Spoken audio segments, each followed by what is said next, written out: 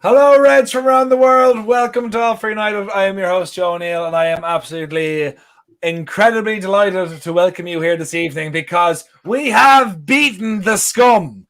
And you know what's even better about beating the scum is the fact the other scum lost as well. There was no reason wherever you are that you shouldn't be filled with a heart full of joy, okay? And someone has their speaker on and I can hear myself talking back, so I'm muting everyone until that problem is solved, and that problem has been solved. Yes, we are doing great. We are doing amazing. And wherever you're watching in the world, please come over to All For United on YouTube. Please get your comments in.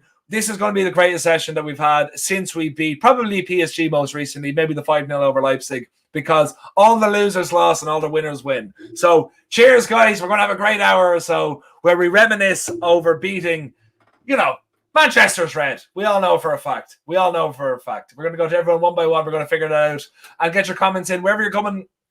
Put a like in this video. The first 5 people to once we get to 25 likes, we'll say 25 likes. When we get 25 likes in this video, I'll be asking the question. The first 5 best people to answer the question correctly will be put into a draw to win some Football Town apparel. And Jamie's here. Jamie, great to see you. Brilliant performance and win, 100%. Did not see that coming. And get your comments in, please, guys, wherever you're watching in the world. And we're going to go to Jeff first. Jeff, how over the moon are you with what you saw today? Were you happy with the performance or just the result, or do you think we could do better? And, of course, we have a Stuart in the comments as well. Yes, Jamie. That's our Stuart agreeing with Jamie. Thank you, Stuart. And cheers wherever you're watching. I think I might have said this already. I can't remember. I'm pretty cut right now. But cheers. Thanks so much wherever you're watching. It's going to be a fun day today. It's going to be fun. And Chuki, thank you for not cheering because you're not allowed with an energy drink. So, Jeff, we're going to go to you first. How are you feeling about today?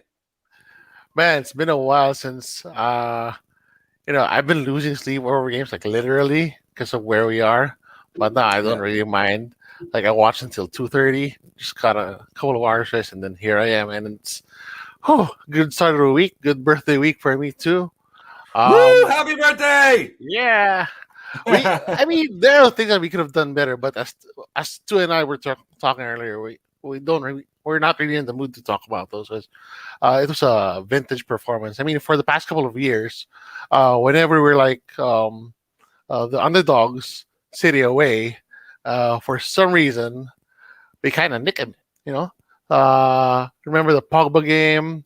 Yes. I think last year too, right? So during the uncut show, this was just Ben who was pretty feeling good and like, hey, we can nick it. And I personally felt that we can nick it, and we did. 30-minute penalty, and then this is gonna be a good game. And thank God that the defense held up in spite of the midfield. Yeah, but we're gonna talk about that later. But overall, with the current form that we're in, with the city form that they were at, it's a really good game for us. And Manchester's indeed red. Yes, Manchester is indeed red. It is indeed red. Like I said, we have a whole heap of people coming in. Get your comments in there, guys. Give us your thoughts on the game so far, what you thought, and where we're going from here. And also, like the video. Once we get to 25 likes, then I'll be asking a question. The first 5 people answer that question correctly, we'll put it into a draw for some Football Town apparel. Yes, I'm doing great. I cannot believe my eyes are still open. Big Benjamin Brazil, we're coming to you now, my friend. Wax lyrical on what you've seen today. I think you live closest to Old Trafford. Natalie, are you closer? Who's the closest to Old Trafford here? Both pretty similar. Both pretty similar, to be fair. I wanted of Salford. I think she's at the end now, but she's just recently moved. So the fact is, the women's team won, the men's team won. Yeah, Stone Throw. We'll fast Super Sunday, lad. A proper Super Sunday. A proper Super Sunday. That proper Super. Go on, Ben. Mate, I'm what you have to say.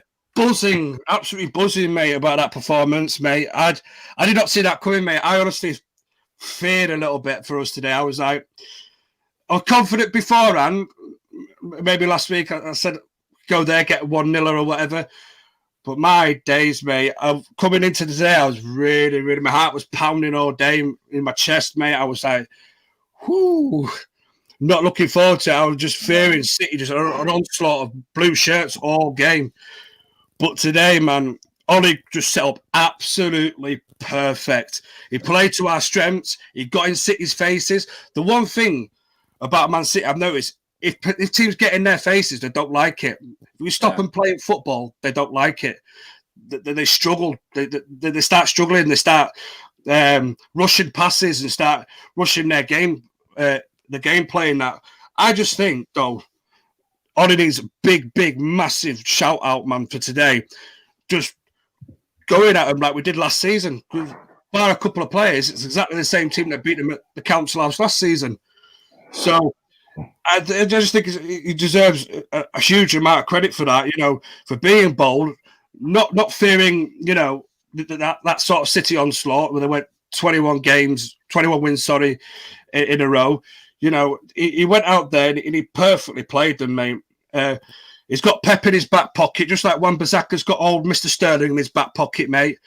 I tell you, man, I'm absolutely buzzing. I'm just, mate, just each 1 to 11 today, mate. Absolutely perfect. I can't fault any of them. They all put in the work. They all ran their socks into the ground, mate. I've got no complaints, mate, but just buzzing. Yeah, buzzing is the best way to put it. Lee, it's your first time. Everyone in the comments, give all the love to Lee. It's the first time. I don't know if it's the first time being on a show, but it's the first time being on a show with me, and that's all that matters. No. All that matters, you're on the first time you're on a show with me. Okay, that's all that matters.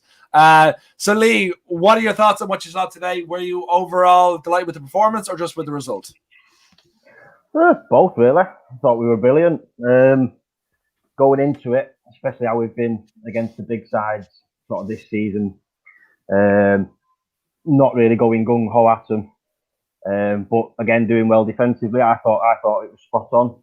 Get it at them from the first minute.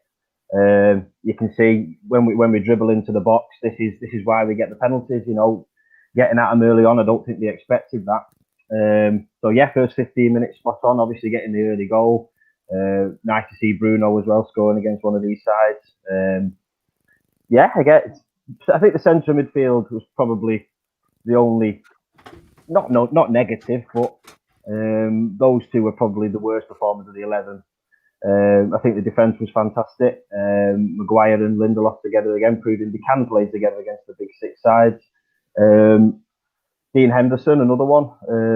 First couple of games he played, a little bit shaky, wasn't too certain on him.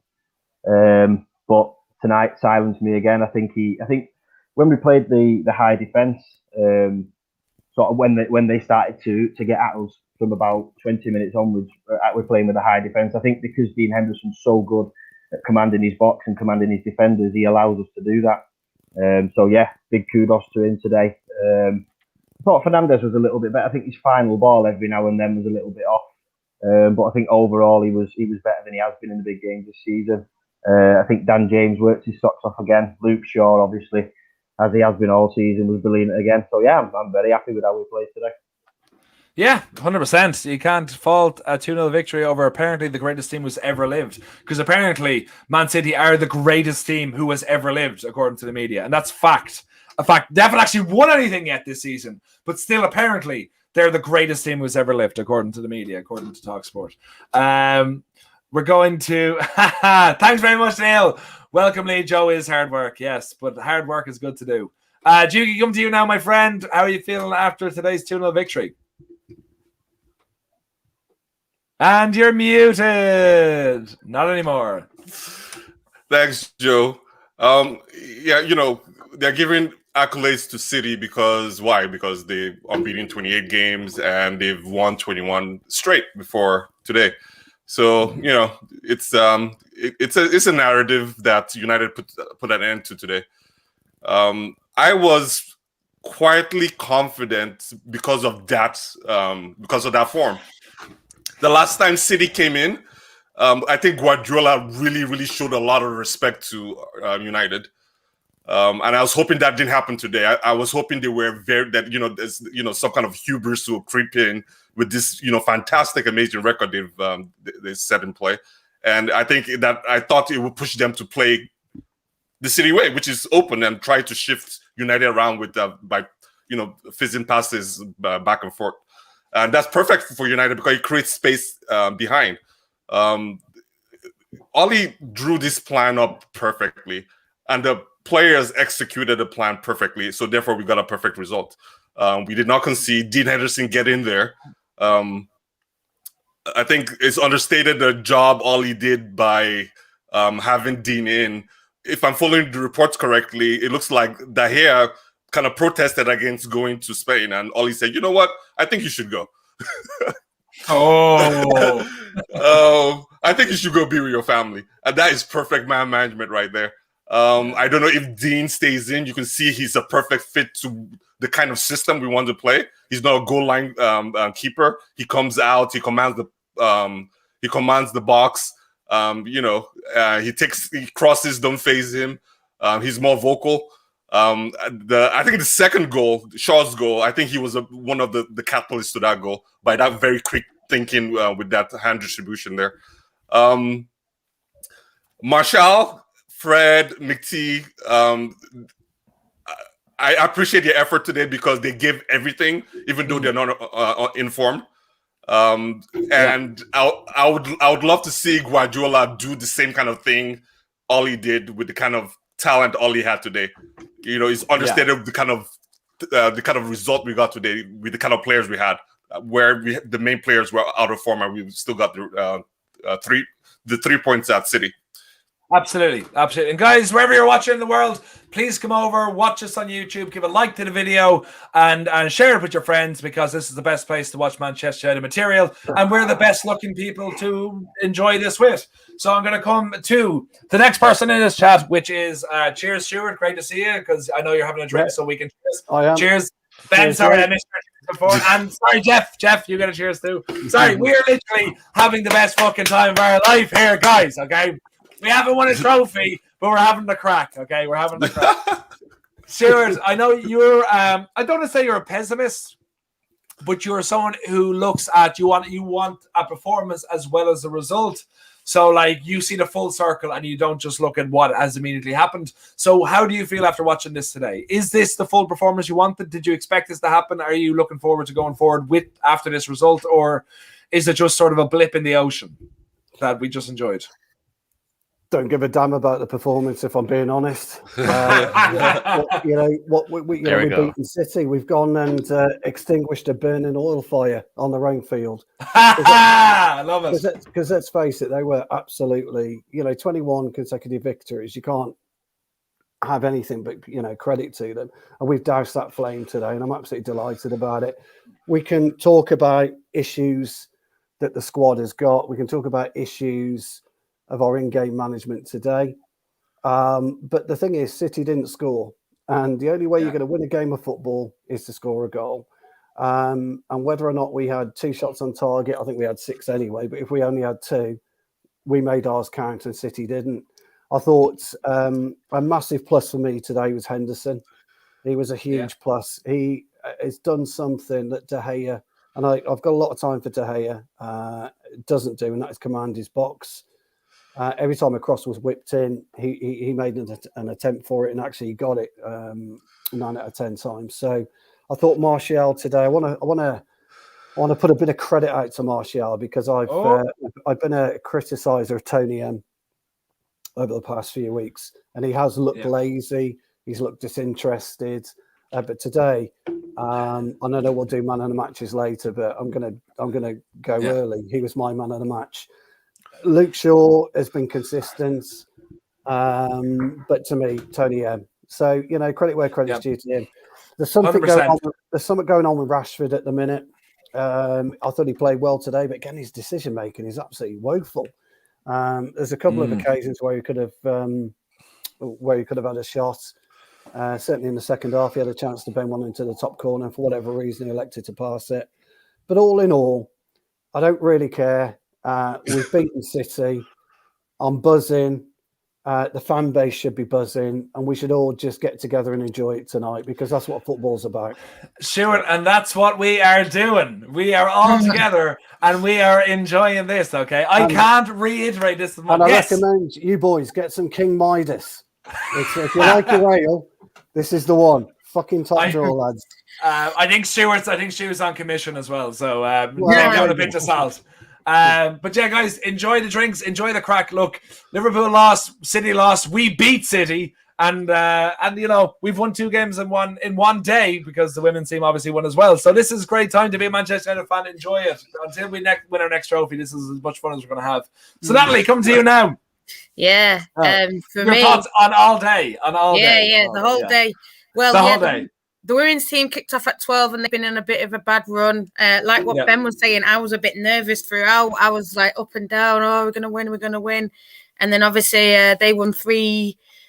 The women's team, I just had to remember then. They won 3-0. And obviously it was build up into the big derby, Manchester derby. And I was quietly confident, I think, going into it because I think, you know, they were on this big run. We had our away day run. And you know, every time we play against City and it's these big moments, we always come up top trumps. We always win. You know, when it's sort of nailed on, as they like to say, you know, City are going to smash them. City, you know, I was hearing some City fans talking about how many they're going to score, you know, and for us to just come out first minute, Bruno penalty, hands over the ears, proper celebration. You just thought, it's our day, lads. And it was just exactly the same performance, you know, for me as we had just, you know, last year at the same sort of time last year. We went to the Etihad and Rashford scored a penalty, and it was just they came at us. They didn't really have any ideas, in my opinion. You know, Sterling, time and time again, he can't score against Man United. He's got some kind of mental block. But I agree, it's Dino looked absolutely immense. Like Stu said, he was claiming every cross. He was just commanding, you know, throwing the ball out to Shaw, and Shaw was amazing. You know, him and Martial, and I think, you know, I've got to back up what Stu's saying. Martial was absolutely a different class, and I think, you know, that's the Martial we want to see time and time again. We're not seeing enough of that Martial because that Martial is unplayable. But the Martial that we have been seeing has been, you know, sulking, can't get the ball, gives away. Whereas this one was just the ball stuck to his feet and, you know, about 5 men around him and he gets a penalty. You know, that was the Martial. I was just really like upset that he didn't get that goal right at the end. But other than that, I can't say anything wrong. I was buzzing all the way throughout the whole day. Yeah.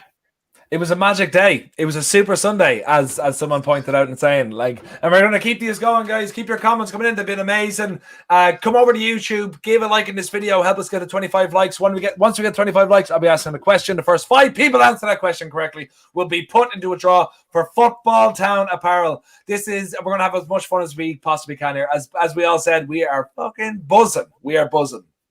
So, Jeff, a lot of people have brought this up so far, and we'll go like rumors aside whether De Gea was, you know, gently pushed to a side. I'm sure that's the only thing that will be confirmed somewhat in about 20 years' time when people are writing biographies about this. But at this moment in time, we'll say De Gea isn't playing. Henderson is in. He's our number 1 for the next 6 games. He's kept 2 clean sheets in a row. How impressed were you from what you saw with him today? He was a big factor in terms of how we played today.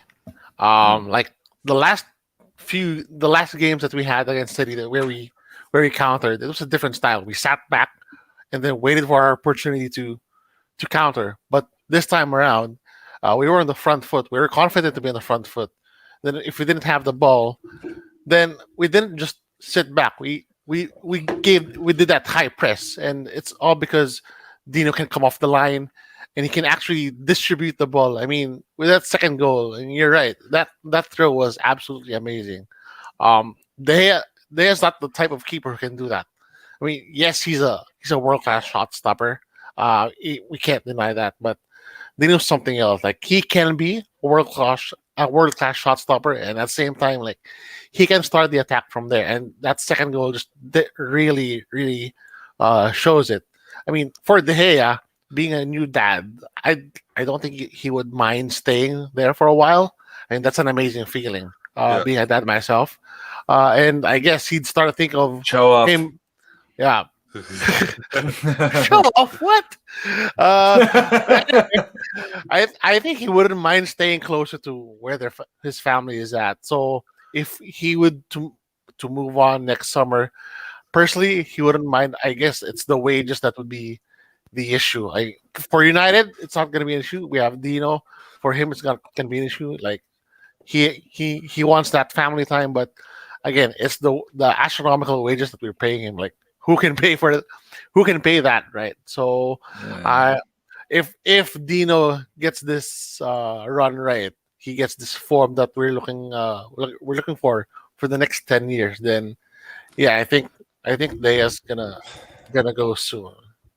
Oh, that is a big shout. That's a big shout. And guys, get your thoughts in the comments of Henderson. Is he our number one for the future going forward? Or do you think De Gea still has a future? Or what way do you think it's going to work out? Get your thoughts in. And don't forget to like this video. Help us get the 25 likes. And after we get the 25 likes, I'll be asking a question. The first 5 people to answer that question will be put into a draw for Football Town Apparel. So Ben, we're coming to you now on the Dean Henderson De Gea. We'll say rivalry, we'll say whatever. How impressive have you been in the last 2 games? 2 clean sheets in a row. Is he the future, or is there a chance back for De Gea? He certainly is the future, mate, for both United and England. I put a tweet out after the game saying how impressed I was with Dean Henderson and saying that I think this is the biggest test in David De Gea's career in terms of someone properly challenging him for a number 1 spot. I know he's had a couple of challenges in the Spanish national side from that useless Kepa and I think Pepe Reina at some point as well, but this is a true challenge for David De Gea. And I'm a big fan of David De Gea. There's people that know me that I've got a tattoo of David De Gea on my leg.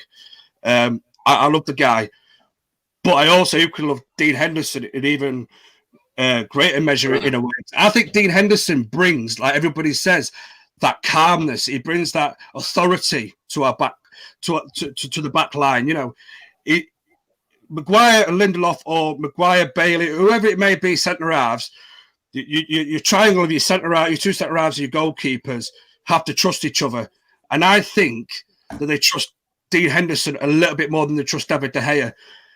And let's be right, David De Gea has been one of United's best players over the last decade, mate. You know, he honestly has.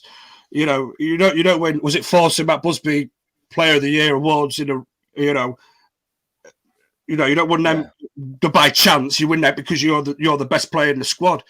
But for me, Dean Henderson has everything. I think yes, he's still got things to learn, like any young goalkeeper. But he's commanding. He talks to his back line. He comes and catches crosses. He's not afraid. He's very, very assured of himself. And you could tell that when he speaks about Manchester United. I watched something because he's sponsored by Sells Goalkeeping Apparel. I watched some on YouTube just before we went live on this. And Dean was like, my ambition, sooner rather than later, is to be Manchester United number 1 and England number 1. He said, I don't want to be known as someone that's played for United 10, 15, 20 times. I want to play 300, 400, 500 games for Man United. And I think the way he comes out and says that now, as a young, still in terms of goalkeeping, a relatively young goalkeeper, he's throwing a challenge down to David De Gea. You know, he's literally throwing a challenge down. And people always say, what about Romero? Romero's a better goalkeeper than Dean Henderson. Romero's a decent keeper, mate, but he was far too comfortable as number 2. He did not give De Gea the challenge that De Gea needed. And isn't it amazing that this season De Gea's performances have gone up a couple of notches since Dean Henderson's come back in the squad, because he knows the fight is real. The fight is on. You know, Dino for me, mate, whether it's in the near future or the latter future, will be United or England number 1. But my fear is he's not going to wait around forever. He's an established Premier League number 1 goalkeeper. Let's be fair, because he played for Sheffield United last season. He did very well. There's a great comment. After coming in here by Mary McKiernan with just have to see where Sheffield United are without Dean. He deserves a run of games now. That mightn't seem like a lot because we see Sheffield United as being like a relegation championship team that come up. But for the fact they were 7th or 8th last season, and now they're literally bottom of the table with no one has really changed outside of that. So it's an interesting shout. They bought another English goalkeeper. Ramsdale, wasn't it? Yeah, and you can see the difference in levels, mate. And I think they're about roughly not too dissimilar in ages. You can see the massive difference. Yeah, but Ramsdale was relegated to Bournemouth last season, so you know they weren't really upgrading; they were more like side downing. But anyway, Lee, you've been lovely and polite and quiet in the corner here, so we're going to come to you now. So tell us, what are you a big fan of Dino? Do you want De Gea to get a chance? Do you kind of see this being the cross on the guard, that this is our number one now going forward, and this is kind of the defining game for him? Well, like I said earlier, I think the first couple of games for Henderson, I was a little bit sceptical. I thought, especially the Sheffield United game, I thought he looked a little bit timid. When I thought that'd be a big game for him, obviously playing for them last season and being a big part of how well they did. But the last two games, my mind's been changed on him. Now I say it could just be 2 games, you know, or this could be a good run for him. Now I know De Gea's having a couple of weeks off. But I think he's just been fantastic. Like I said today, I think Lindelof and Maguire feel a lot more comfortable with him behind them. You know, playing that high line. Now we never play a high defensive line. I'm watching Liverpool earlier on, and their high line was just getting torn apart by Fulham. Fulham were fantastic today, and I think today when I seen us step forward at 1-0 up, I thought, you know, this is the last thing we want to do against City. But I think we were fantastic, trying to play the ball over the top towards Sterling and Wan-Bissaka had him in his back pocket all game, and obviously, like I say, Shaw again had a fantastic game. But you can hear him, and I wrote a comment before in the second half that the stadium nearly shut with how loud he shouted Dino's. Now I know there's no fans in at the minute, but you know you never hear De Gea as loud as that. But yeah, I don't know. I do think De Gea will come back into the squad. I think Solskjaer sees him as an important part, and obviously one of the longest serving players at the minute and one of the older heads. But I do think Henderson is the future. I do think he is going to keep pushing for that spot, and maybe next year take over. There's a couple of comments again saying who's going to pay his wages. De Gea's. Apparently PSG are interested. But yeah, I think now maybe sort of back end of the season will be the shifting of the two. But I can see De Gea coming back in, obviously after his time off. Yeah, absolutely. And I wasn't going to say this, but Lee actually mentioned it, so I feel like I have to. But did anyone notice that Liverpool lost to Fulham? Did anyone pick up on that Liverpool lost to Liverpool, who are the greatest Premier League champions in history of football, the greatest champions? They lost to Fulham, and Fulham are like a top team, aren't they? They won the Champions League last season. No, they're fighting for relegation. They're fighting for survival. And Liverpool lost them, and that's their first game they've lost at home, isn't it? No, it's their 6th game they've lost. No, it's not in a row though, is it? Is it in a row? Yeah. Oh, it's in a row. Oh, 6 games in a row. But Liverpool, they're still the greatest team who's ever lived ever, aren't they? They've lost 6 home games in a row, and they're still the greatest team ever. Just so we're all in agreement. Exactly, Jacob. Liver what? Who are they? Who are they?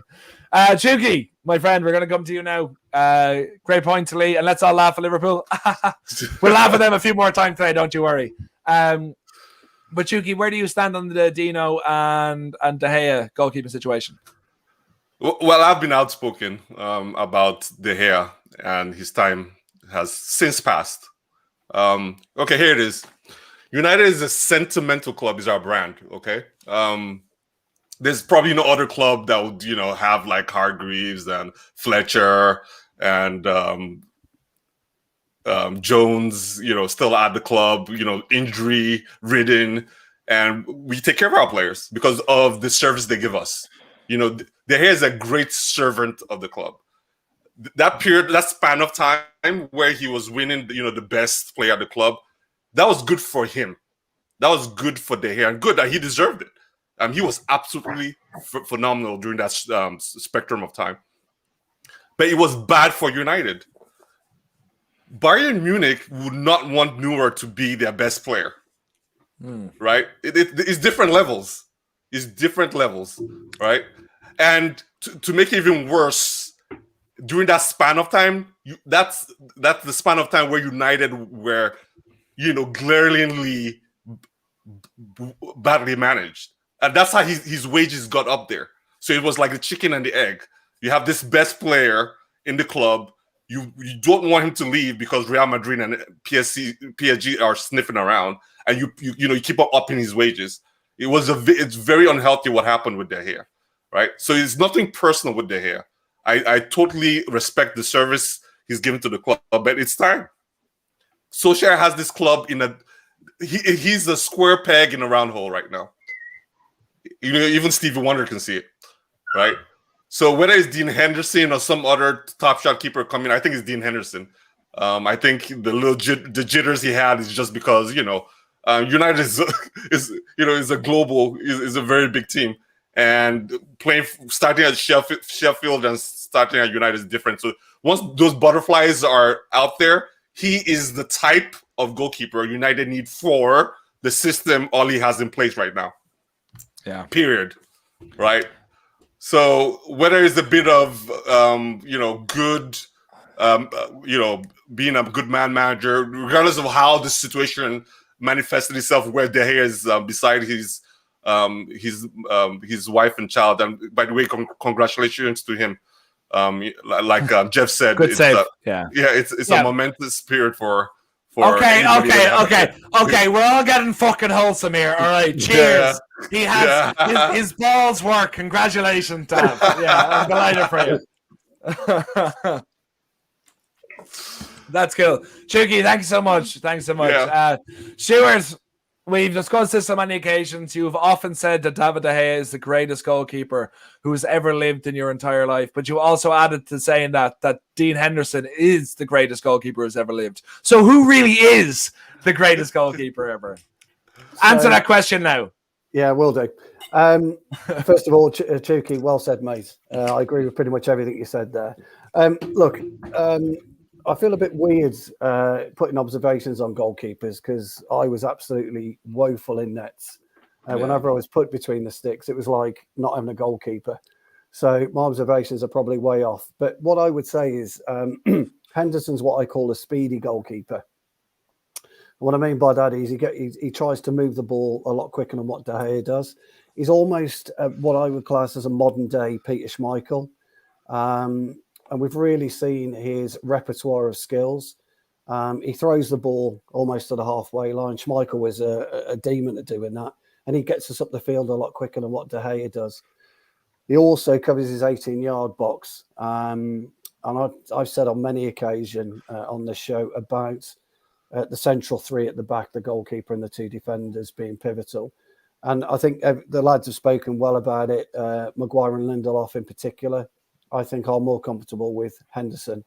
What I think it will play out is I think De Gea will get his shot for the rest of the season. And then I think you'll see Henderson as our number one moving forward as of next season. And I think maybe it is time for De Gea to go off to PSG and retire in that league, because he won't have to do much. And I think his time, I hate to say it, is up. But, for me, I thought Henderson was great today. You need a commanding goalkeeper. You have to have it. He's an organizer. He's a talker. And I think the whole team kind of breathes a bit easier when he's between the posts. Yeah, okay, that's an interesting shout. Natalie, for yourself, would you be in agreement or are you on a different plane of thought? No, Dino is our number one for me now. He's going to have a lot of, probably about 5, they're saying 6 games, so he's had 2, so there's going to be about 4 more he's going to get in a row. He would have built up by then. For me, I can see more wonder saves, the way he commands it. So then when De Gea comes back in or comes back from Spain, congratulations to him and everything that's happened. But, when he comes back, he's not just going to walk in like I'm number one. Yeah, it's going to be a fight. It's going to be competition. I think he will get games, though, De Gea. I don't think it's going to be like, that's it, bye, right, banished off to Spain or banished off to PSG. I think, he's gone through a bit of a bad run, but for me, I still think he's a quality goalkeeper. I think some of the saves that he makes, I've never seen anyone really make saves like that. We probably can't keep both Dino and Dave, but I'd love to. I mean, Dave might want to sort of be number one, but I'd love for them both to be sort of, whether it's Hendo number one and David his backup, or them both fighting it out. I don't know, but for me, at the minute, Dino, but I'd like to keep them both. Next season. I know you probably can't. Look, Natalie, I would love to have Margot Robbie sitting beside me right now, but the likelihood of that happening is about very likely because she's outside waiting for me. But no, I would love to have the two of them at the club, but you have to keep them happy.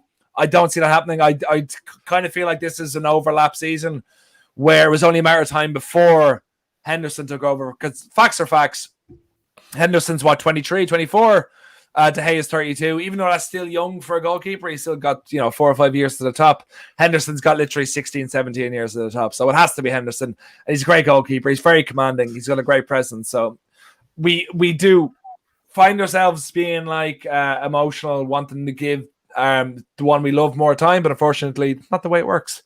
So the next topic, and keep your comments coming in, guys. I think we're 4 off the required 25 likes, which will lead me to asking a question. The first 5 people to answer that question correctly will be put in to a draw for Football Town apparel. And I'm going to quickly, that laughs for Liverpool again. 6 losses in a row at home. Nothing like it. But now I have to ask the question. It's a bit of a difficult question in a way, but I'm going to give you a chance to think about it. Why are we beating City 2-0, who have not lost the game in 21 games, 21 straight wins in a row, and then we're drawing against Crystal Palace, and then we're dropping points against Sheffield United? Why is it that we're waiting for this team, waiting for City to show up, that we decide to actually play? And it gives us hope that there is actually a good team here, even though we're still missing Pogba, who is arguably our best player. So get your thoughts in the comments. Why are we still why are we struggling to beat small teams or even get a result against small teams, but able to beat City? Jeff, we're going to come to you first on that. You win, I guess. Why are we... Answer all the questions that's wrong with our club. Why can we beat City and not beat Palace?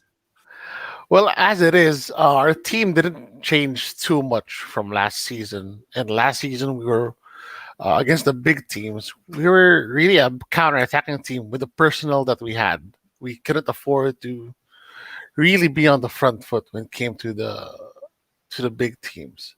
And this season they've smartened up. Most of the time. That's why we had that form against the big 6. I mean, Arsenal's being counted there, so I don't know if still the big 6. You're right. Yeah, so they smartened up. They let us have the ball, and obviously, that will only work if we have Bruno and Pogba, and it doesn't always work. We still run out of ideas when it comes to the low block, especially because we don't have that out-and-out striker. Cavani's out. We have wingers for strikers, so I think for this game specifically, and it's been mentioned that Pep basically played to our strengths, and that is counter-attacking football. The only difference is we had Dean Henderson in goal. We afforded to, and because of that, I think we had the luxury of playing that higher line. We didn't have to sit back. But, pretty much it's the same team from last year, and because Donny's not playing, Cavani's out, so it's pretty much the same team. The youth players weren't really considered, of course. So I guess that's it. I mean, has these set of players to work with, and we've been mentioning it over the live chats from the past shows. Like, he can only do so much with that set of players. So when the teams let us have the ball, we're gonna have problems. But in a game like this, when we counterattack, then it's gonna be easy pickings for us. Yeah, that's fair. That's more than fair. Big Benjamin, coming to you now. Why are we the best team in the world against apparently the best team in the world? And Liverpool lost 6 games in a row. Sorry, I forgot to say that if I didn't say it before. Why are we beating City and not beating Crystal Palace? Quite simply put, because it's all his tricky reds, isn't it? No. I think, I don't know, we seem to have a spring in our step today. It's like we've had a caffeine boost or something. Because people that know me and people that have watched our previous shows, I've been banging about we look mentally and physically drained. But today it's like we've had our Weetabix, we've had a boost bar, and we've just gone out there and just got in their faces. Like I said earlier on, it's just like we played to our strengths and not to their strengths. You know, we didn't let half time. Well, all right, yeah, fair enough. After the first 10, 15 of the first half, they gave us so much more. They were popping passes around, just like Man City like to do. But I do feel, though, that, yeah, McTominay and Fred probably didn't have their best games today, but they kept the so-called greatest midfielders in De Bruyne and whoever, and Gundogan and all that lot. They kept them quiet. You know what I mean? They didn't really have much to do. They had a couple of long range shots. You know, I know City at the bar as well, but it just I think it's also a confidence thing as well, because sometimes you know that the bigger teams like they'll come out and play. They'll come out and play. They want to go score goals, but people like Palace and Fulham and all of these so-called smaller sides, they like to put a sit behind the ball because they know we're going to struggle to break them down. I think Pep set City up perfectly for the way that Ollie wants to play. Yeah. And just Ollie's tricky reds is all I can say to that, and I'm going to drink to that. Cheers. That's fair. And I will drink to it too. Cheers. Everyone will drink to it. I think that's only, 3 and 4 of us. But still, yeah. But Lee, coming to you now, my friend. Why are we able to destroy City and not able to destroy Crystal Palace? I think it's our style of play, really, isn't it? We don't tend to play well against the low block, posh way of saying parking the bus. I think with Pogba being out as well, we've missed that extra bit of creativity in midfield, because you can't just solely rely on Bruno. He can't do it every week. And as you can see, even tonight, a couple of times, we broke with a man over and just the wrong ball. I think there was one out to the right, he overhit, and then there was one to Rashford that he underhit. You know, we can't solely just rely on him. So we're missing that creativity, because although McTominay and Fred are good at what they do, you know, it sort of stops there. I mean, Fred, I'm not Fred's biggest fan. McTominay's good at driving at the side and giving an easy ball, but, you know, there's nothing flash from him. So you do need that extra bit of creativity, which obviously today, and I mean, they didn't play particularly well. De Bruyne was quiet. Gundogan was quiet from how he's been sort of last few months. So I think, you know, we could play our game. We could sit a little bit deeper second half and invite them on, and then, you know, hit them on the break, which obviously against the likes of your West Broms and your Crystal Palaces and your Fulhams, you know, they're happy to just sit in two bags of defensive midfield and let us push at them. Yep, 100%. Chuki, coming to you now. Same question. What are your answers? Why are we beating City? Why are we not beating Crystal Palace? Well, I think the question is a nothing burger for me. I said this the last time on the wall when people were talking about, because people were saying, you know, we're doing it against the top teams. Now it's, you know, we're doing it against the top teams. Why are we not? Look, it's all seesaw here. The issue is we just need our players to consistently make good choices and consistently execute. And that's how you get results. This game today against City, we got two goals from, you know, what I'll call unreliable sources. One is a penalty that Martial won wonderfully, and the second is Shaw, this is his second game goal ever, I believe, in a United shirt. Those are very unreliable sources of goals. So it could easily been 0-0. And let's twist the question the other way. City, with all their resources, with their bench, with their billion-dollar projects, couldn't break the low block, right? Yeah. So it is what it is. If Pogba took his shot right, he could have scored against Liverpool. We could have got a one there. Everybody else is getting a win there. Yeah. And if Martial, you know, scored, he should have scored against City. So chances present themselves. Is do the players have that composure and frame of mind and that killer ruthlessness to execute in that second, in that half moment, to do what needs to be done? You know, the minute we get confidence to consistently do that, this question will not be raised up again. 100%. Fred, will you do me a favor in the comments, by the way? Just tell me how many likes we are on. We're looking for 25. I think we're on 22 at the moment. So keep those likes coming in. And to follow what Father and Son United just said there, cheers for Ollie's tricky Reds. I think there's cheers again. We never I'm stop going to cheers get there. a drink. I'm going to get a Ah, drink. Give we me knew 10 we'd get you, Lee. We knew we'd get you, Lee. We won't cheers again until you're back. Thanks, Fred. We're on 23. You And also, water. also, guys, wherever you're watching, we're going to keep this going because I'm having a great time. Are you ready to cheers, Lee? Are you ready to cheers? There we go. Okay. Cheers. Let's cheers for the bit of Stella. There we go. Hey. Cheers, folks. We're 2 likes away. I'll ask a question. The first 5 people answer that correctly.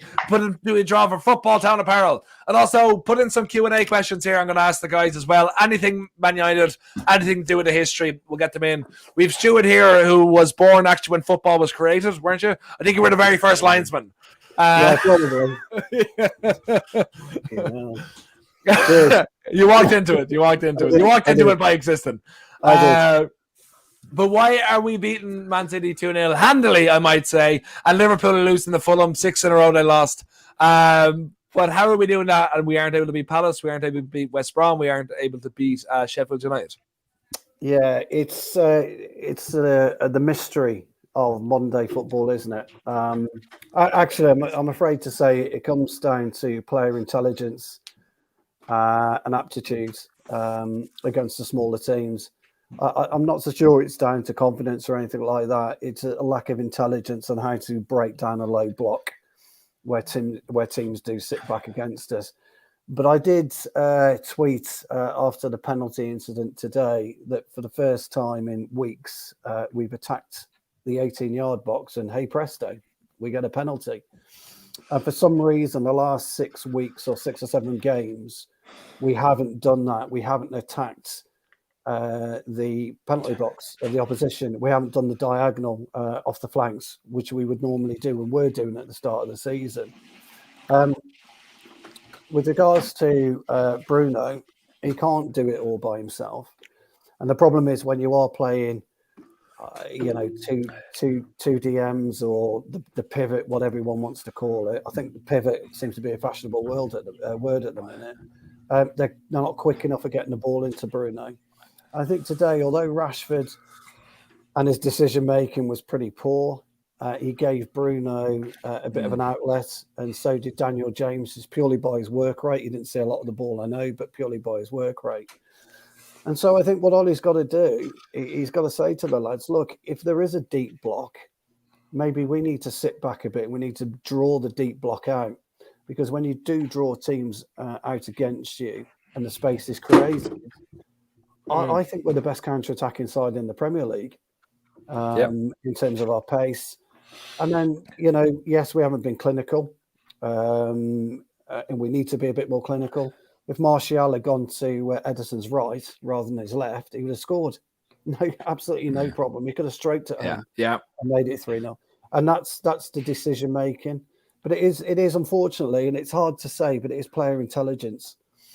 And you do need somebody to look at it and have almost peripheral vision on the pitch, a little bit like Scholes did. Scholes was there; he would pick a ball as and when. If it was a tight game, he might have tried it once, leave it again for 10 minutes, and try it again on the surprise. And that's sometimes how you've got to be. So 100%. And for questions coming in, I don't know if I'm saying the name right. Kagiso.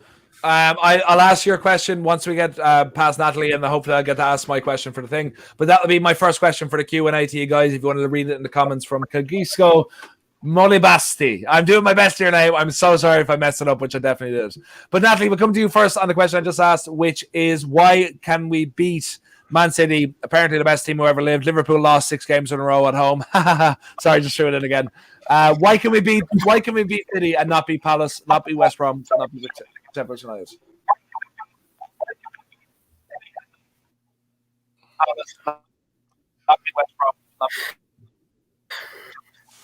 For me, I think it's like what everyone said about the low block. We struggle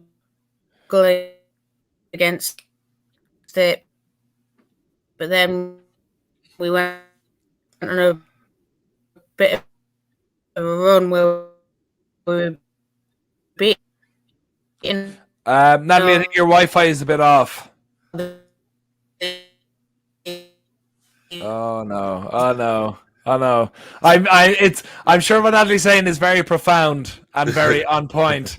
But unfortunately, she's mid breaking up here. So we're gonna go to. Thanks so much, Natalie. Though all the same, we're gonna go to Q&A. We're still having fun here, aren't we? Cheers! Yeah. Come on, guys! Come on! Keep it up! Come on, Lee! You got get your drink out. Get your drinks out for the lads. So we're gonna continue with the crack. We got a good question here. We got a very, very good question here from Kigos. So, do you guys think that Ole is the right man to take us back to the glory days? Now, this is a very specific question, okay? That we got here. It's not a case of do you think he's the right man to bring us forward? Is he the right man to bring us to the glory days? Which is, do we see that as Alex Ferguson? Is the glory days for us just winning a title? Just sort that out in your head before we go on. And guys, wherever you're watching, get those comments in on this great question and what you think as well. And also, please like the video. We want to get to 25. And fuck you, James Ridge. Good to see you, buddy Holiday. Oh, grand. Okay, we got 25 in, so I'll give you guys a chance to think of what I just asked you. 25 likes. My question is, and please do not answer this out loud for some people who in this, on the video seem to do this every so often. My question this, the first 5 people answer this correctly, put it into a drop football down apparel. My question is, what color is Manchester? Again, I will ask the question, what color is Manchester? So, as you guys are deliberating over what color Manchester is today after whatever victory happened, and Fred and Jeff and Tom John are right in, it is red. Manchester is red. 2 more people can get that right. Andrew, always will take it. And Kigiso's in as well. And Kigiso, we're answering your question right now. I've given the guys, and Lee screamed it. Lee got fully behind that. You can tell Lee's had a sip of Stella because he's about to put his hand through a drywall. 3/4 of a can already. So, guys, thanks so much. I'll put you guys the first 5 people got that right, but keep your questions coming in for all the guys here. If you have anything you want to know about Man United, our thoughts on it, get them into the Q&A. We'll have it right now. But, Jeff, I'll come to you right now. Is Ole the right man to take us to the promised land again? I mean, why not, right? I mean, he can be the right man to take us to those glory days of sustained success. I guess the question is, one, is he going to be supported in terms of the transfer market, in terms of the players that he needs and wants? And secondly, the coaching staff. I mean, the past few shows, we've been, I think, especially Mark, he's been banging on Phelan, right? So, and that's a very fair point. That's a very fair point. It's has to do a lot with the style of play that we do, and the coaching, and as Stu was pointing out earlier, on the decision making, right? So he can be the right man to lead us back to the glory days. It's really more of ownership, getting the players that we need, and what Ole wants, and secondly that the staff, more experience, more better suited coaches, and I guess we need more veteran leadership in the lineup. I mean, we have a lot of young players who are up and coming, but we need people who are, who've been through that adversity of trying to win the league, the cups, and multiple titles. So yeah. 100%. For anyone who might have missed it, we're asking the question, is Ole the right man to bring us to the promised land? In case anyone just came out of the stream and came back in, looking at you, Natalie. Going to you, Ben. Is Ole the right man? Can he bring us to where we need to be? I think he is, mate. You know what I mean? I just fucking wish people get off his fucking case, man, half the time. Yes, sometimes he deserves it. Sometimes he's a bit tactically naive. But look at the vast improvement from Moyes to Van Gaal to Mourinho, and now with Solskjaer. At least he's getting us playing football the way we'd like to see United play football. Yes, we're struggling in a few games. Yes, it's not pretty at times, but it's getting there. It's definitely a work in progress compared to the previous managements that we had since Alex. I just think people should get off his case and just let him build what is in his vision, you know. Yeah. And the same goes for the board. Fucking back the guy. If he wants Jack Grealish, that's his top summer signing, you back him and give him his top summer signing. If it's Jadon Sancho, you back him, give him Jadon Sancho. Because I tell you what, you give Ollie the players that he wants, I guarantee you, we will be there or thereabouts for that league title. We will. I tell you, I'm a big Ollie fan. I love the guy, man. He bought me the greatest year of my life in '99. Yeah. I hope, and I fucking mean this with all my heart, I hope he proves all them fucking Ollie outers, all them doubters wrong, and he brings us the league title home. Ben. Fucking get in. You're not the only one. You're not the only. Read Mark's comment here is great. Back, what have I missed? Has Ben finished his beer yet, or has he just shown it to the can for several times? I'm nearly finished. I'm just taking the time. You're nearly finished. And guys, keep your questions in. We're loving these. Give us questions for the gang here. We're going to go into Stuart now, who has seen Manchester United more times than I've seen daylight. Yes. Yes. Stu, are we going to win the league with Ollie? Actually, with Ben, I wish people would get off his back as well. You know, since the days of Sir Alex, we've been in this rotational cycle of managers, and it doesn't work. You've got to nail your colours to a mast of some description, and I think Ollie's that person right now, and he has got to back him. Ben's right. The board have got to say to him, what do you want? We'll go in, we'll get it for you. I know times are difficult. We're going to have to trim the squad to do it. But I think at the minute, nobody else has really got any money. Real Madrid don't have any money out there. Barcelona haven't got any money. But they both need to rebuild their squads. There's only really PSG, City, and maybe Bayern that could probably, got an open checkbook. So I think he does need backing. What I would say is the fan base has been spoiled since Fergie came. And that's always a big problem with any football club. You get spoiled and you kind of take your eye off the ball of what football's about and the evolution of how football has grown since, I started watching football back in, I think it was the 18th century. You got there before me. And football is now very, very much a business. And that is the biggest problem. We are a business.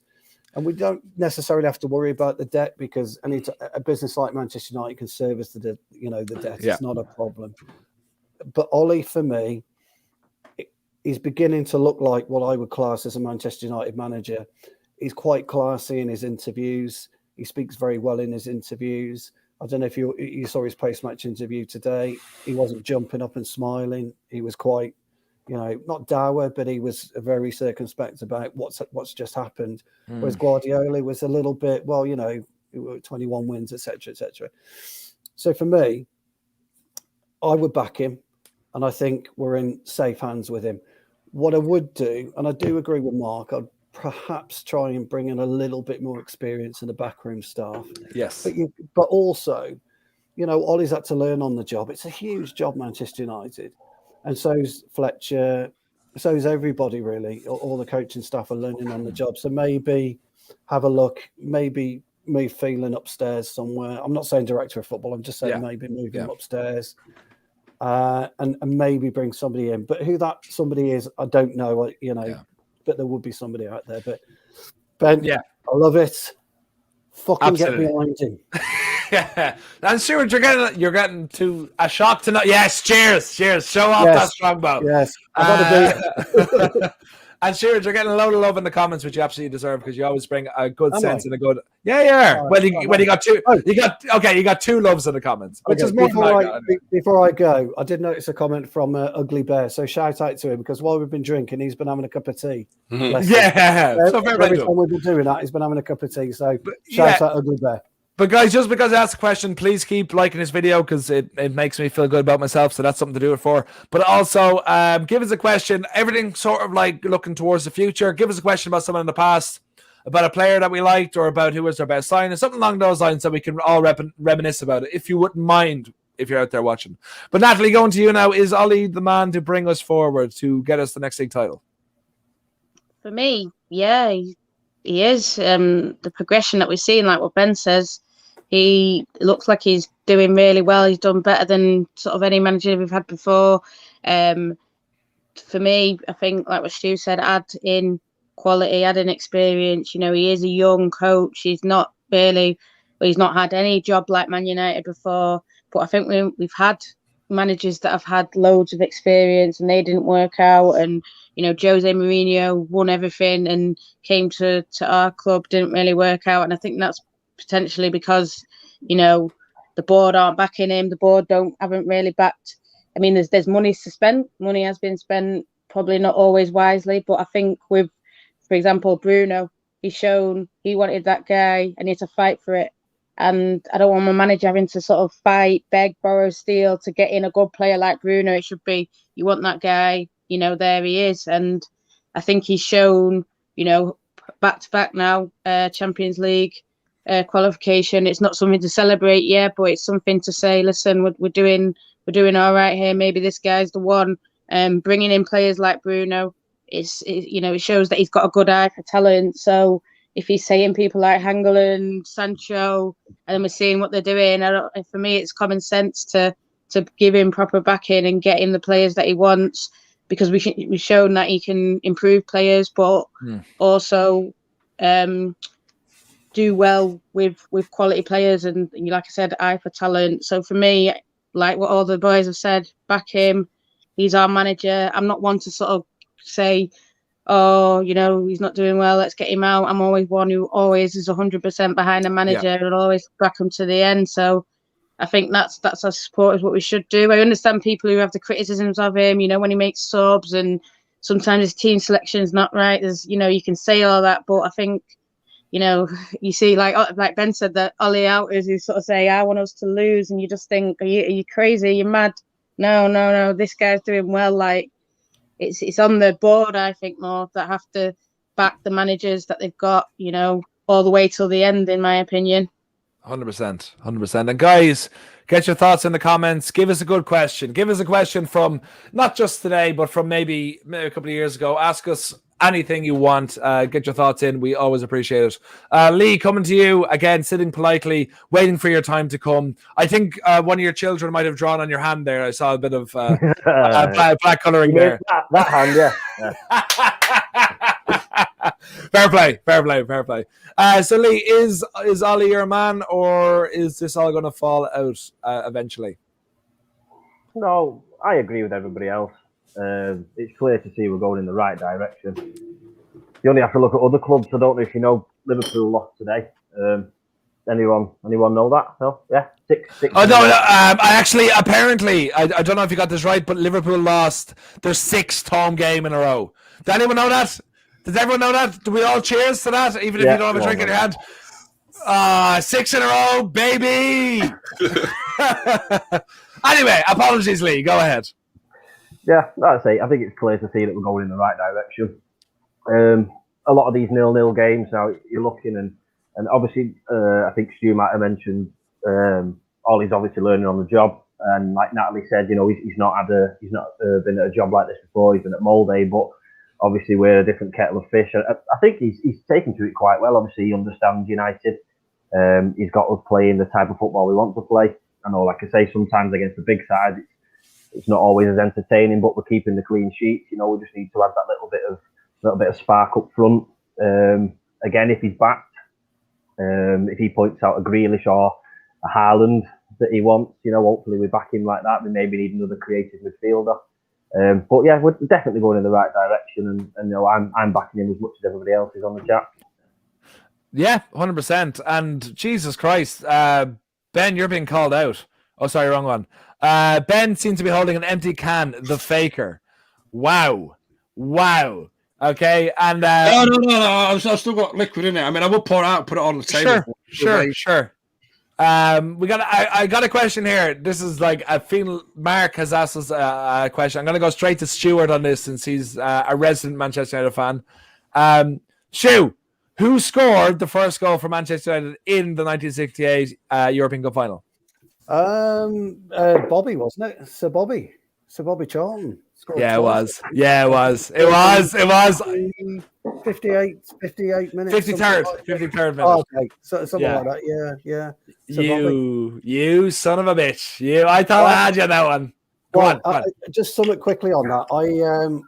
I met Alex Stepney 2 years ago, and I asked him about that, and I wanted to know what it was like having Eusebio bearing down on when he made that save, and obviously Eusebio applauded him, etc., etc. I won't say what he actually said, but his words were, "I couldn't give a fuck who was bearing down on me." But he didn't score, and he moved on. That was Alex Stepney. That is Alex. That's a great. We're clipping that. You're going to be a sensation tomorrow. You're going to be a sensation tomorrow. But Shuki, come to you now on Ollie. Is he your man? Well, I'll say he's the manager of Manchester United, so therefore he has my full support. I don't see he's doing that that will make me do otherwise. If you look at Ollie's project, you categorize it as something that's probably ahead of schedule. Many fans are fickle, so I don't care about the fans say about the manager, especially when you have a man giving most of his life to the club and is back for a second. I mean, what have you done for the club apart from just complain on social media? So for Ollie is how many people thought he would be in the position where we are right now? Just looking at preseason when they were doing your forecasting. Nobody would have put us where we are right now. So you have to see the progression. If you're not seeing the progression, you're just snobbery. Most people have an issue with Ollie just because of the resume he came in with. Molde, he was a Norwegian coach. His portfolio is not that deep, where he hasn't won in big leagues. But you don't look at that. You look at what he's doing with the resources he's been given. Stu and everyone else. Lee, Natalie, Ben, and Jeff, basically looked at the board. Yeah, Chucky, I think I'm gonna hold on to that for the rest of my life. If you're not liking what Ollie's doing, it's snobbery. I've never heard that phrase before to do with a Manchester United manager before, and I really liked it. Okay, the last Q&A question I'm gonna go to is from the wonderful John, who is a frequent watcher of ours. Q&A, what for yous, I think he's Irish, he must be, is your favorite United game under Ollie over the past couple of years? What is your favorite Man United performance under Ollie? Ooh, that's a different question than what I thought it was. And as you're thinking, Marcus put in, how much beer is left in Ben's can? He is not giving you an inch. I'm not the biggest drinker in the world, but it's nearly finished. Yeah, you enjoyed it. You leave him alone. Leave him alone, Mark. Okay, Jeff, we're going to go to you to finish us out. Each one of you get this. What is your favorite game, your favorite Man United game under Ollie? The PSG game. I mean, that was one of the most... Which one? Oh, the first one. When he was the 3-1 PSG game away. That was one of the... it's something that we went in and wasn't really expecting anything. We were down 2-0 from home with Di Maria taunting the crowd. And then Pogba was suspended. And then we played a couple of youngsters again. So, that really was classic Ole comeback redemption, Second minute, Lukaku scores, and then it's all up for grabs starting from there. So I think it's similar to the feels that we have now. Like second minute we score, and then unexpectedly we get the win, and your night's made. So yeah, that's my favorite one, the PSG 3-1 win. That's a great shout. I'm gonna go to Ben next. What's your favorite? Since the PSG one's been taken, mate, I'm going to go to last season against City. Last game before all the fucking lockdown bullshit. Being 2-0. It was at Old Trafford that day, and when McTominay's shot hit the net, mate, fuck me, with limbs everywhere. And the East Stand is not really known to be too vocal at times, but my fucking God, there was an elderly gentleman behind me. I swear he went over my shoulders. Jesus Christ, man, it was just limbs everywhere. And just for that alone, beat the City 2-0 before all this lockdown, this coronavirus bullshit. That one, because I can't pick PSG, but that one because it was the last football game I attended, and I can't wait to go back. And it was exactly a year ago tomorrow. Exactly a year ago tomorrow, yeah. I was actually, for my eternal shame, I was in, this time a year ago, I was in Leeds. I brought my uncle over to Elland Road because he's a big Leeds fan. And it was actually the last weekend of football. We didn't know. And they beat Huddersfield 2-0 in the championship. And everyone was like, "You're a United fan, aren't you?" And I was like, "Yes." I'll get away with that one. Stuart, coming to you, your favourite game under Ollie? Well, yeah, 2-0 against City, because I was there. I had our international lounge tickets that day, me and my lad. And it was an absolute dream of a game. And where we sit in the international lounge, the padded seats in the Stretford end, they're, how can I put it, subdued at best. But they were chucking everything. A fucking popcorn was going up in the air, you name it, crisps, the works. Yeah. I've never seen that part of the Stretford end be so joyous, because it's normally quite quiet. And we had a perfect view because we're right in the centre of the goal. We had a perfect view of McTominay's goal, so it was an amazing one. PSG one, of course, was decent. I like the game at Ollie's first win against City as well, but I can't remember what the score was now. But any win we get over City is great anyway. So but yeah, that one for me stands out. So with you on that one, but we've got tickets in the East Stand as well, and it's quiet, isn't it? It can be quiet a lot of the times there. Don't get me wrong, on big games though, when we're allowed to stand up and the stewards are not being dickheads, it does get quite rowdy. Well, we're over to the right of the East Stand, just before the corner. I'm block E237. Well, okay. Well, I'm glad you had fun. Okay, thanks so much. Yeah. When you set up your separate channel, we can hear all about it. And Ugly Bear has come in with everyone forgets Juventus game that United that was actually under Mourinho, so we don't talk about it because Mourinho is a scumbag and a bully. What's that? We'll go to Natalie next. What's your favorite game under Ollie? Paris. Because you were there. You were there. You were there. That is the last European away I've done. I did that Juventus one as well. With Jose, that was a really good one as well. But that Paris game was absolutely different class, and I think going in, I know they came back, but going in 2-1, you just had that feeling. And then when Dalot hit the ball and he was screaming for handball, you thought what? And then it all stopped, and you thought, something's going on here. Something's going on. And that's why, in a way, with VAR being back in the stands, I think it's worse watching it on telly. When you're in the stands, you're at least with like hundreds of your boys and you're all like, oh, what's going on? What's going on? Especially when it's going for you. You're like, what's going on? What's going on? And he ran over to the thing and it felt like forever. And he just came back, blew the whistle, pointed at a spot, and you just knew it was on. And then the final whistle, I think it was up the other end, but the way that I've never seen the lads ever celebrate that, like all ran over to the fans, jumped in, everyone was going wild. Scotty, Greenwood was there as well because it was like one of his very, very first games. Oh, it was absolutely amazing. Everyone was going mad. And then if anyone's ever been to like European aways, you get locked in after always. Yeah. And Ashley Young came back out and was just standing and like singing for like an hour with the fans. It was absolutely, it's just the best. And, that's one of my favourite memories myself, just travelling, watching United anywhere. So for me, that's my favourite one with Ollie. That is amazing. Lee, coming to you now, my friend, on your first time all Reds. What is your... And I think Natalie won, by the way. Natalie won by like 1 million because she was actually at the game. Well done, Natalie. You bollocks. You beat a lot of us. Lee, you have to follow it now. What's your favourite Ollie moment? Favourite Ollie game? I think a lot of the obvious ones have gone now. So I think I'll go for his first one as interim manager. The 5-1 against Cardiff. I think after so many years of playing dire football and all the 0-0s under Van Gaal and then playing the way we did under Mourinho with the defensive and the sitting back, I think getting 5 goals in his first game sort of set us on a trend of sort of a new style of football we're seeing. I think since then we've scored 8 times. So for me that's the one. I think the feeling that I had being with everybody and watching us score 5 goals again, for me, I'll put that as my favourite one. That's a good hipster choice. Well done, Lee. Way to be different. What? No, sorry. What does she get for winning? Credibility. Well done, Natalie.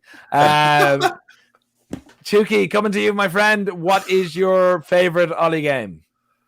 Well, I guess all the good ones are taken, but okay, I was in there, so I guess I don't get a prize. But the Leipzig game, Champions League is still the apex European game, and the 5-0 against Leipzig was interesting to me because intellectually I wanted to see what's going on with that game. Because on one side you had a very celebrated manager in Nagelsmann versus Ollie, and Rashford. I think he bagged a hat trick in that game. 5, and we didn't even concede at all. It was a perfect performance, and on the highest stage. Yeah, 100%. Mark is having a proper go at you, Ben. If Ben won, would you send him the beers he clearly needs? Jesus Christ! I don't know how you made this enemy. You've really made enemy tonight. Finish the fucking drink. My game would be United beat City 2-1 in the Etihad. For me, it's the whole game around that.